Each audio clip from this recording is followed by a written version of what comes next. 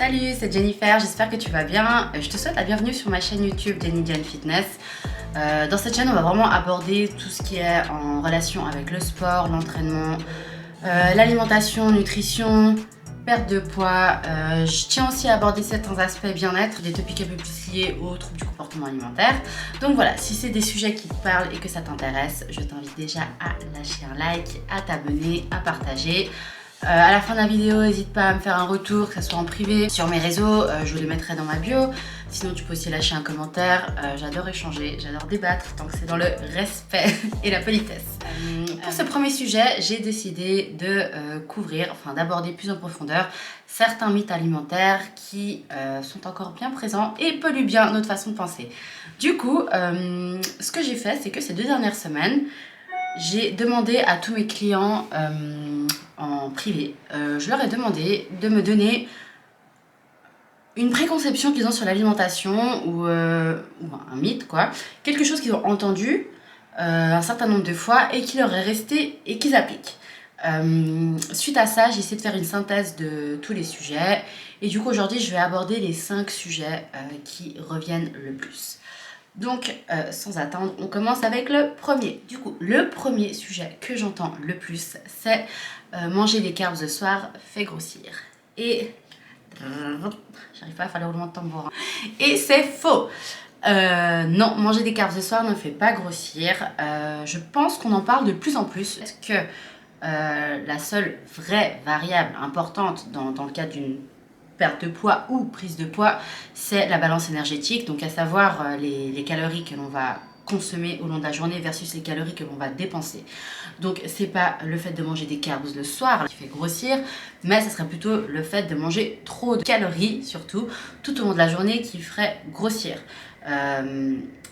C'est vraiment la moyenne sur la journée, la composition des repas sur la journée qui a son importance et non l'heure à laquelle vous les mangez. Donc ça, il faut se le sortir de la tête, d'accord? C'est vraiment dans des cas très particuliers où on va regarder le meal timing, mais vraiment dans 99% des cas, pour la population générale, ça ne s'applique pas. Il faut laisser ça de côté. A contrario, le sommeil, très important, c'est là où on répare, on construit, on récupère, c'est là où le corps fait un gros travail pendant qu'on dort et on veut lui donner l'énergie nécessaire à faire ce travail. Donc les carbs sont au contraire importantes, on veut en manger le soir, ça va favoriser une meilleure récupération. Si je vulgarise aussi, mais vraiment dans les grandes lignes, les processus chimiques qui se font, en gros ce qu'il faut retenir c'est que manger des carbs le soir aide à une production de mélatonine, donc l'hormone du sommeil qui va aussi favoriser un meilleur sommeil, un sommeil plus profond et donc une meilleure récupération. N'oubliez pas que le sommeil est vraiment votre meilleur allié, que ce soit pour l'entraînement, la perte de poids. On ne fait rien si déjà la base n'est pas là et la base c'est le sommeil. Donc n'ayez pas peur de manger des carbs le soir, une fois de plus vous ne risquez rien. Si vous vous sentez plus à l'aise d'en manger la journée parce que le soir vous avez moins faim, bah ok, il n'y a pas de souci. Mais c'est pas les carbs ou les glucides le soir qui vont vous faire grossir. Mythe numéro 2, un mythe que j'adore aussi, pourquoi? Parce que je crois qu'une bonne partie de mes clients le pratiquent, c'est le jeûne intermittent et le fait de dire que le jeûne intermittent fait perdre du gras. Et une fois de plus, roulement de tambour, faux, le jeûne intermittent ne fait pas perdre du poids. Ce qui fait, alors avant d'aller plus loin, je précise que je laisse de côté la catégorie de la petite infime minorité de catégories de personnes qui pratiquent le jeûne intermittent pour des raisons médicales, d'accord? Là, on parle vraiment de la catégorie de personnes pratiquant le jeûne intermittent dans le but d'une perte de poids. Le jeûne intermittent va faire perdre du poids, pourquoi? Parce que généralement, qu'est-ce qui se passe quand on fait un jeûne? Le 16-8 étant le plus classique, c'est-à-dire que vous mangez de midi à 8h et ensuite rien, c'est que vous allez sauter un repas, en l'occurrence le déjeuner. Du coup, qu'est-ce qui se passe? Moins de calories sur la journée, déficit calorique et donc perte de poids. Si je prends quelqu'un, disons que si avant mon jeûne intermittent, je mangeais 2000 calories par jour à base de pain et beurre de cacahuète, j'adore ça, et que pendant mon jeûne intermittent, je continue à manger 2000 calories par jour de pain et beurre de cacahuète, sauf que je les mange seulement de midi à 8h, aucun impact, je ne vais pas perdre de poids, ça ne change rien. Donc c'est pas le jeûne intermittent qui fait perdre du poids, c'est la restriction calorique et ça il faut vraiment garder en tête. Si le jeûne intermittent vous aide à restreindre vos calories et que c'est quelque chose de soutenable pour vous, tant mieux. Je suis absolument pas en train de vous dire que c'est mauvais.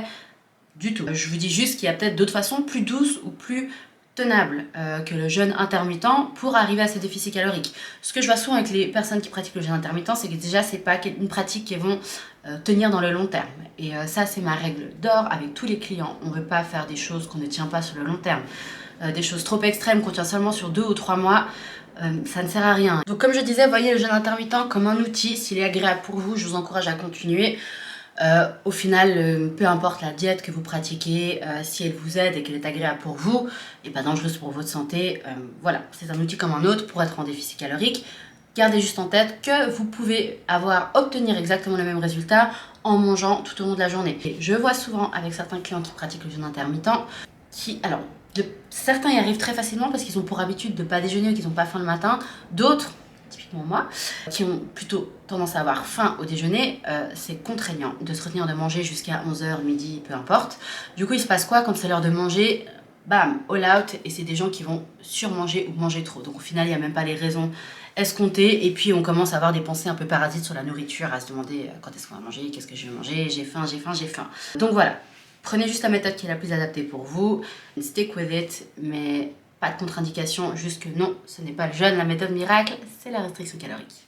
Troisième et dernier mythe qui est vraiment propre à l'alimentation, on va dire, c'est l'adage manger comme un prince le matin, comme un roi à midi et comme un pauvre le soir, si je dis pas de bêtises.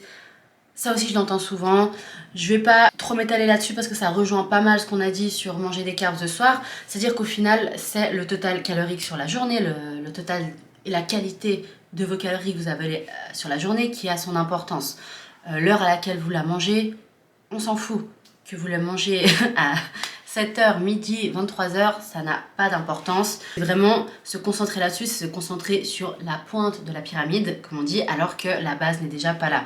Donc vraiment laissez ça de côté, concentrez-vous plutôt sur la qualité de ce que vous mangez, sur ce que vous mangez au total dans la journée, plutôt que faire attention le soir. Si vous êtes quelqu'un qui est de nature pas gourmande le soir et que ça vous va de manger comme ça, une fois de plus, tant mieux. Ne vous forcez pas, je ne suis pas en train de vous dire que c'est mauvais pour la santé, je suis juste en train de vous dire que ce n'est pas un allié pour la perte de poids. Les gens qui font ça et qui perdent du poids, c'est exactement comme l'intermittent fasting, c'est juste des gens qui au fait vont moins manger parce que le soir ils vont manger moins que ce qu'ils mangent d'habitude et du coup ils vont créer un léger déficit calorique et vont perdre du poids. Une petite parenthèse d'ailleurs, que ça soit pour ça ou l'intermittent fasting ou low carbs diet, keto diet, tout marche. Ce qu'il faut garder en tête, c'est qu'à un moment, il faut avoir une stratégie. Parce que peu importe ce que vous utilisez, vous allez perdre votre poids. Certes, vous allez faire une keto. Alors, avec keto, on voit toujours des résultats extraordinaires sur les 3-4 premières semaines.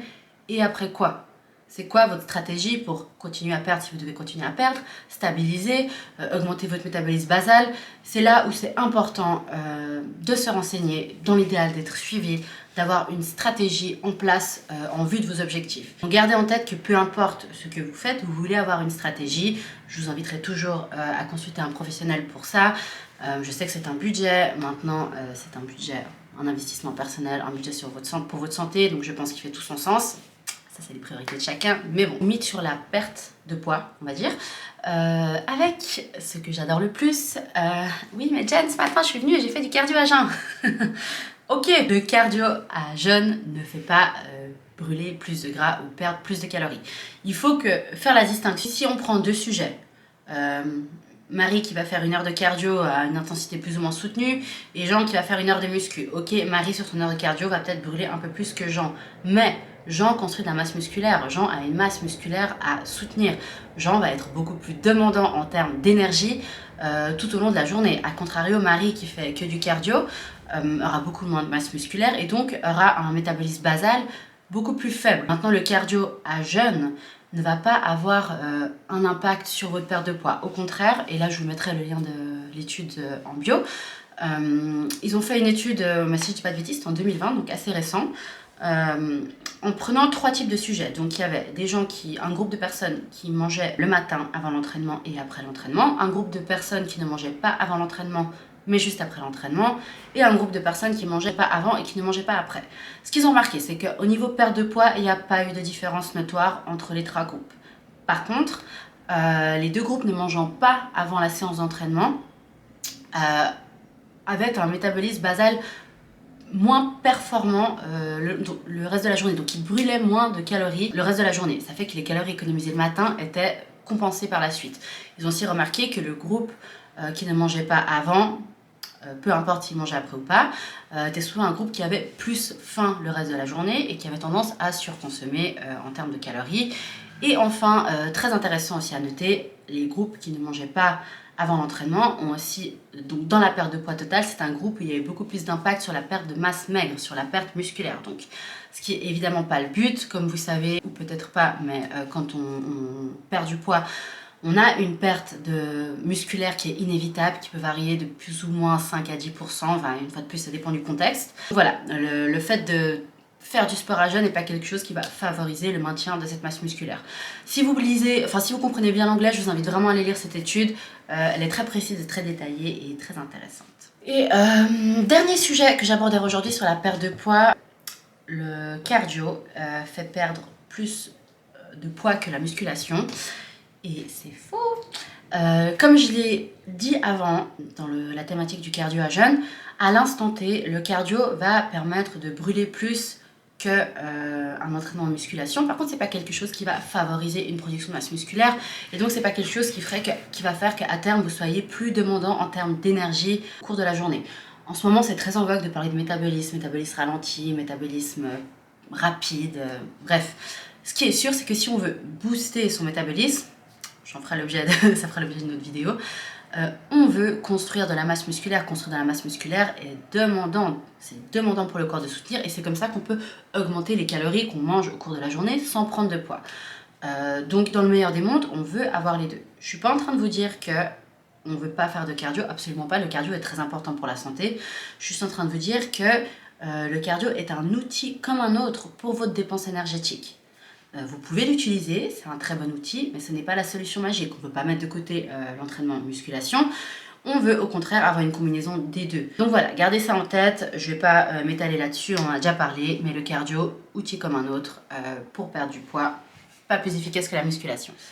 On arrive déjà au bout de cette première vidéo. N'hésitez pas à me laisser un commentaire ou même m'écrire en privé sur mes réseaux que vous retrouvez dans la description. S'il y a un sujet que vous aurez souhaité que je couvre, qui n'a pas été couvert, si vous avez d'autres questions par rapport au sujet que j'ai abordé, des points que vous voulez que j'approfondisse, ou si vous avez juste une remarque à faire, je suis preneuse, n'hésitez pas. Comme je vous dis, likez, partagez, donnez de la force, c'est toujours apprécié. J'espère vous revoir tout bientôt sur ma chaîne, j'ai hâte de partager encore plein de trucs avec vous et je vous souhaite une bonne journée.